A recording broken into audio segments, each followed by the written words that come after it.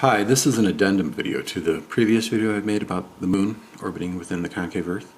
In that video I did not talk about tides, and because I wasn't quite sure whether or not it was just the moon and the sun relieving the pressure as they orbited around the inside of the Earth, or there was something what Donald Stuff 52 brought up when he said that he proposed a theory that the glass sky is actually going higher and lower throughout the day. And so I thought about that, and that seemed to be making more sense as I thought about it more. And so when I looked into it, I realized, I even mentioned this before, that there have been found traces of metal in the glass sky, magnetite or iron. So the glass sky is slightly magnetic. And so as the moon orbits around, because I believe the moon as well is metal, so the moon is actually pulling the glass sky closer to itself as it moves around the inside of the Earth throughout the day. Not only that, on the moon side of the glass sky, but on the opposite side, I believe there's a stress reaction that's happening as well. So we have this pinching. So this glass sky looking top down is more like an oval. So there's your only ellipse within the concave Earth. So this glass sky is moving around throughout the day. I believe the sun also is magnetic, but it doesn't have as much effect on the glass because it's further away. And so the sun will affect the tides as well, but predominantly it's the moon. And so this just throws... See, gravity is a fictitious force, people. Listen to Tesla, okay? Tesla scorned the advocates of gravity. He scorned Einstein and all that theoretical bullshit of relativity. It has nothing to do with it. It's universal compression. You are being pushed to the ground, not pulled by this fictitious force of gravity. See, gravity is, even Wikipedia will admit it. It says gravity is the weakest of the four fundamental forces of nature. The gravitational force is approximately 10 to the negative 38 times the strength of the strong force, 10 to the 36 times the strength of the electromagnetic force, and 10 to the negative 29 times the strength of the weak force.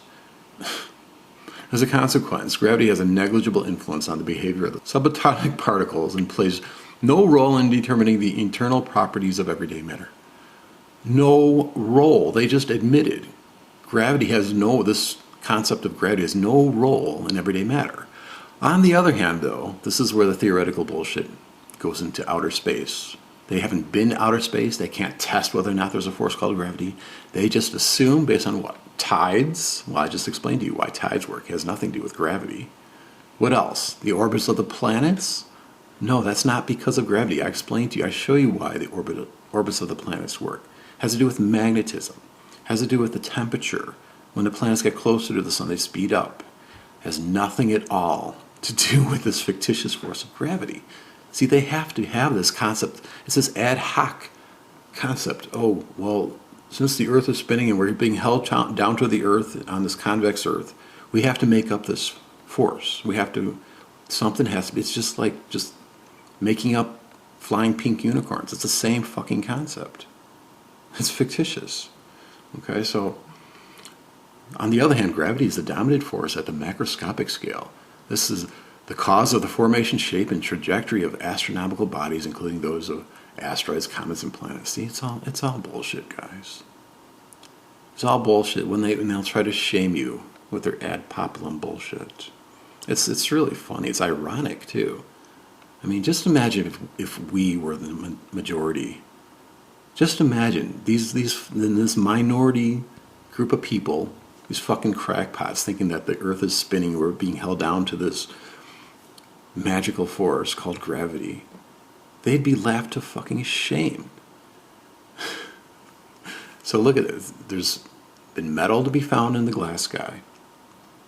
Magnetite, iron. It's slightly magnetic, so it's being pulled up. The moon is attracting the glass sky toward it. And so just remember, there was a literal flood, and after the flood, the glass sky formed, and the glass sky performed the function of pushing or keeping the water down. So when Noah saw the rainbow in the sky, it was a promise that the Earth would not be flooded again. Why?